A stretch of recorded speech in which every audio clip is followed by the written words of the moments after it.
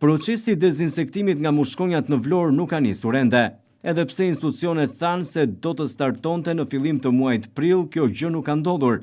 Televizioni 6+1 Vlora realizoi një vëzhgim gjatë kësaj të njëjteje në disa zona të qytetit, të cilat njihen edhe si fatra, ku rriten larvat e mushkonjave, ndërsa në periferi situata është edhe më shqetësuese. Qytetarët e Vlorës prej 2 muajsh duket se po ndin shqetësime sa i përket mushkonjave, të cilat po infektojnë, madje ka patur edhe raste të paraqitura në Spitalin Rajonal të Vlorës për ndihmë mjekësore. Edhe pse televizioni 6+1 Vlora u interesuan institucionet shëndetësore për të nisur procesin e dezinsektimit dhe u tha se do të startonte gjatë këtij muaji, të paktën deri këtë të njëjte kur data shënon 3 prill nuk kishte ndodhur asnjë lëvizje.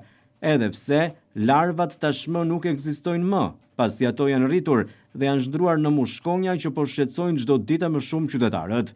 Edhe pse jemi në prag të sezonit turistik dhe kur temperaturat po rriten ndjeshëm, institucionet duhet të nisin menjëherë procesin e dezinsektimit me qëllim që të mos kemi probleme të shfaqura gjatë sezonit veror, por mbi të gjitha të sigurohet shëndeti i qytetarëve në këtë periudhë, kur në fakt ka rritje të temperaturave dhe mushkonjat po bëhen gjithmonë e më infektuese.